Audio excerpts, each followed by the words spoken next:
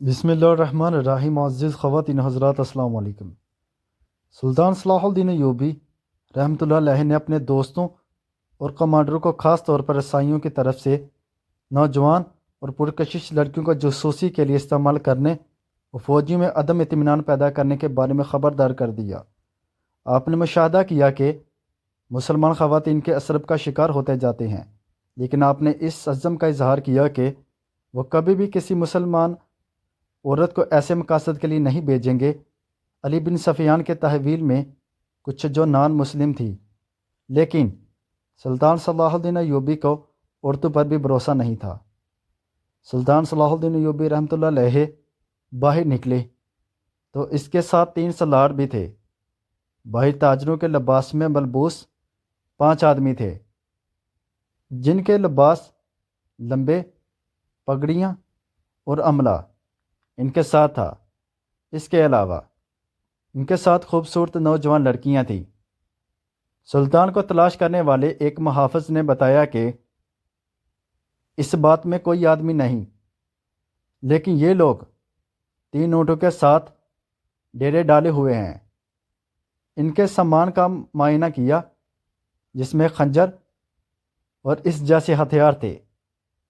سلطان صلاح الدین ایوبی رحمۃ اللہ علیہ ایوبی کو 5 خنجر پیش کیے۔ 2 دن بعد ہمارے کیمپ 10 کوس دور تھا۔ کل شام یہ لڑکیاں آئیں۔ ان کے کپڑے بھیگے ہوئے تھے۔ ان کا دعویٰ تھا کہ وہ سسری سنائی ہیں، جنہیں عیسائی فوج کے ایک کمانڈر نے ان کے گھروں سے پکڑ کر لے جایا تھا۔ ان کے والدین غریب تھے اور کہا جاتا ہے کہ وہاں پر بہت سی کشتیاں چلتی تھیں، جہاں پر دوسرے کمانڈر نما آدمی اور فوجی کو جو لڑکیوں کے ساتھ پی کر لطف اندوزی کرتے رہے۔ جیسے وہ ساحل کے قریب پہنچی، آگ کے گولے بحری جہاز پر گرنے لگے، جس کی وجہ سے ہر کوئی لڑکیوں کو ایک کشتی میں بٹھا کر جہاز سے سمندر اتارا گیا کہ وہ کشتی چلانا نہیں جانتی تھی۔ یاد نہیں کشتی سمندر میں چلتی رہی، یہاں تک کہ آخر وہ ساحل تک پہنچ گئی۔ جب ٹھہرے ہوئے تھے، وہ خوفناک حالت میں تھی، اس لیے ہم انہیں پناہ دینے یا نہ دینے کے بارے میں سوچتے رہے تھے کہ ان کے ساتھ کیا کرنا ہے۔ ہم اس کے بارے میں غیر یقینی تھے ان کے لیے پناہ فراہم کریں، تو وہ تاجروں کے ساتھ سفر کرنے کا بول رہی تھی، چونکہ انہیں راستے میں چوری ہونے کا خدشہ ہے۔ مزید برآں ایک جنگ ہو رہی ہے جس میں عیسائی اور مسلم دونوں فوج موجود ہیں۔ فوجوں کی موجودگی ان کے لیے شدید خوف کا باعث ہے۔ جب ایک لڑکی بولی تو شہدہ اس کی زبان سمجھتا تھا۔ اس نے اپنا پیغام سلطان صلاح الدین ایوبی رحمۃ اللہ علیہ تک پہنچاتے ہوئے کہا کہ وہ درخواست کر رہی ہے کہ ہمیں مسلمانوں کے بادشاہ کے پاس لے جایا جائے۔ اس کے دل میں ہمدردی پیدا ہوئی ہے۔ ایک اور لڑکی بولی، اس کی آواز گرفت تھی۔ خود اس نے اپنے پیغام کا ترجمہ کرتے ہوئے کہا، وہ زور دے رہی ہے کہ ہمیں عیسائی فوجیوں کے حوالے نہ کیا جائے۔ وہ کہتی ہے کہ وہ اسلام قبول کرنے کے لیے تیار ہے، لیکن صرف اس صورت میں جب کوئی اچھا مسلمان اس سے شادی کرے گا۔ اس کے پیچھے 2-3 لڑکیاں منہ چھپانے کی کوشش کر رہی تھی۔ خوف اور ڈر سے اسلام قبول نہیں کیا جا سکتا، کیونکہ وہ خوف اور زبردستی سے اسلام قبول کرنا چاہتی ہیں۔ سلطان چاہتا تھا کہ وہ سمجھے کہ وہ ان پر ایمان رکھتا ہے اور انہیں پناہ دے گا، ان کے ساتھ اسلام کی بیٹیوں جیسا سلوک کرے گا۔ اس نے انہیں اپنے دارالحکومت لے جانے کا منصوبہ بنایا اور انہیں ہجر و ویلشرم میں عیسائیوں یا پادریوں کے پاس بھیجنے کا انتظام کیا جانے۔ اس نے پہلے شکریہ ادا کیا۔ سلطان صلاح الدین ایوبی رحمۃ اللہ علیہ نے لڑکیوں کے لیے علیحدہ خیمے لگانے کا حکم دیا، جس کے باہر ہر وقت ایک گارڈ حفاظت کے لیے رہے۔ وہ خیمے کی جگہ کا انکشاف کرنے والا تھا۔ جو 6 صلیبی اس کے سامنے لائے گئے وہ خوفناک حالت میں تھے، ان کے کپڑے خون سے بھیگے ہوئے تھے، ان کے چہرے لاشوں سے ملتے جلتے تھے۔ بتایا گیا کہ وہ ساحل سمندر پر ایک ٹوٹی ہوئی کشتی پر تیرتے ہوئے پائے گئے ہیں۔ کشتی سیلاب کی وجہ سے ڈوب گئی تھی اور کشتی میں سوار 22 آدمیوں میں سے صرف یہ 6 بچے تھے۔ وہ لوگ کسی فوج کا حصہ تھے اور سب بیٹھ گئے۔ ان میں سے لوگ ایک دوسرے سے مختلف دکھائی دے رہے تھے، کیونکہ وہ درد سے کہرا رہے تھے کہ ان کے کپڑوں پر خون کا ایک داغ بھی نہ تھا، مگر دوسرے زخمیوں سے زیادہ تکلیف میں لگ رہا تھا۔ اس کو غور سے دیکھا، شاید وہ بھی لڑکیوں کے حسن میں گرفتار ہو گیا تھا، اور شاید وہ بھی لڑکیوں کے حسن میں گرفتار ہو گیا تھا اور پھر کراہنے لگا۔ سلطان صلاح الدین ایوبی رحمۃ اللہ علیہ کا حکم تھا کہ ہر ایک قیدی آپ کو دکھایا جائے، چونکہ اندر موجود جنگ سے لڑ کر نکل رہے تھے، اس لیے ہر ایک قیدی سلطان صلاح الدین ایوبی رحمۃ اللہ علیہ کے سامنے لایا جاتا تھا۔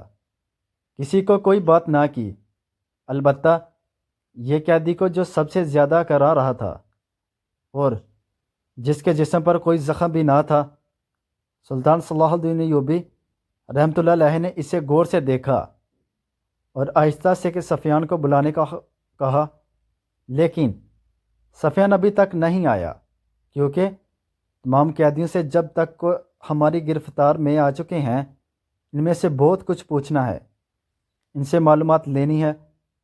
سلطان صلاح الدین ایوبی رحمۃ اللہ علیہ نے اس کی قیدی کی طرف دیکھ کر کہا، یہ آدمی کمانڈر معلوم ہوتا ہے، ایک بہرو پیا کو پہچان سکتا تھا۔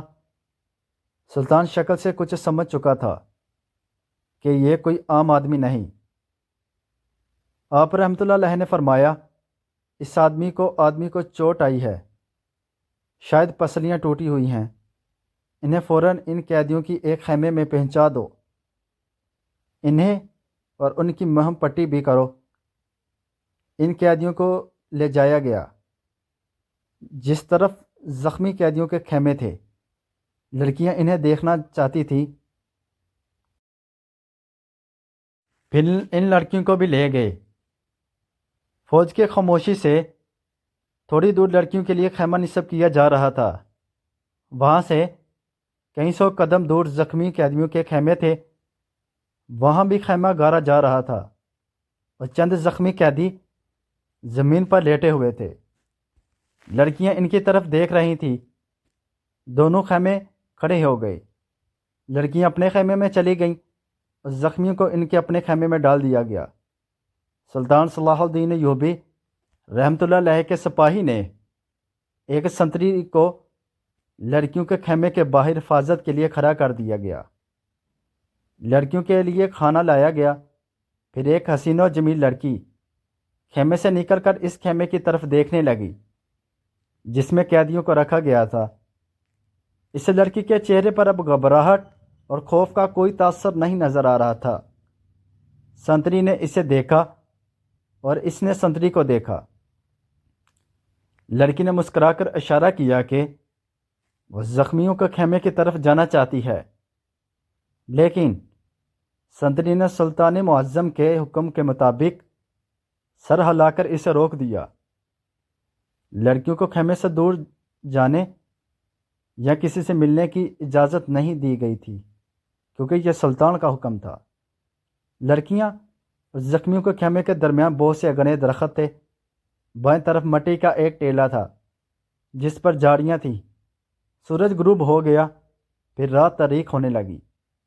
کیمپ کے لوگوں پر نیند غالب آنے لگی، اور پھر زخمیوں کے رہنے کی آوازیں رات کے سکوت میں کوئی زیادہ صاف سنائی دینے لگی۔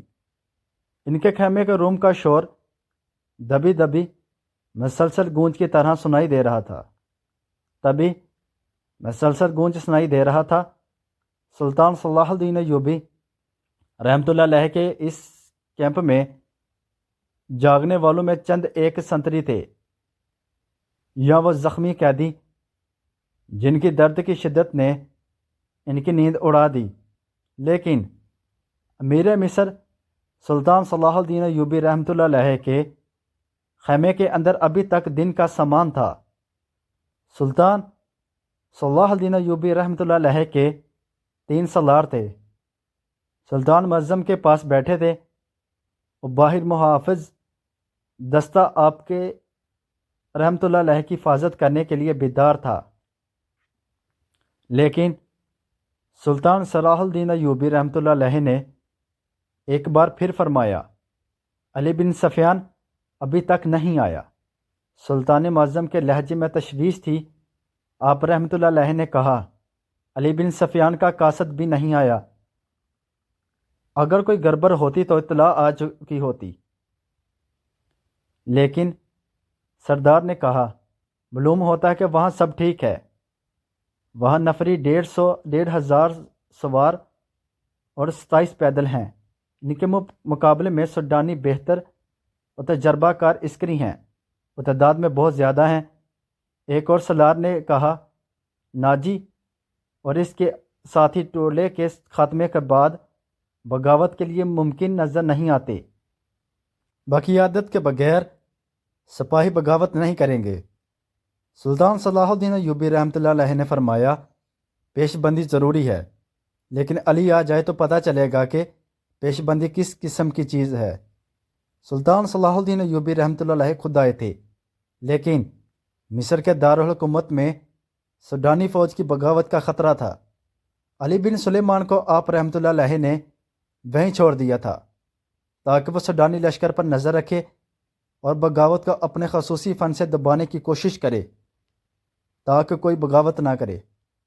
ابھی تک علی بن سفیان کو سلطان صلاح الدین ایوبی رحمۃ اللہ علیہ کے پاس آ کر وہاں کے احوال و اقوائف کے بتانے تھے، مگر علی ابھی تک نہیں آیا تھا، جس سے سلطان صلاح الدین ایوبی رحمۃ اللہ علیہ بے چین ہو رہے تھے۔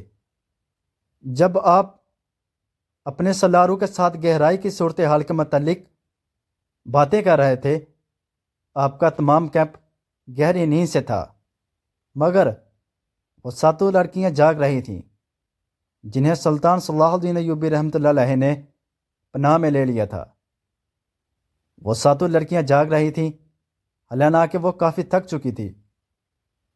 ان کو اپنی نیند پوری کرنی چاہیے تھی، لیکن اس کے پیچھے کیا راز تھا اور آگے لڑکیوں کے بارے میں سلطان معظم سلطان صلاح الدین ایوبی رحمۃ اللہ علیہ کو کیا پتہ چلا؟ یہ سب دیکھنے کے لیے اگلی قسط کا انتظار کیجیے۔ تب تک کے لیے اللہ حافظ۔ اگر آپ کو یہ آج کا پارٹ اچھا لگا ہو تو اس کے متعلق کوئی اچھا سا کمنٹ ضرور کرنا۔ اللہ حافظ۔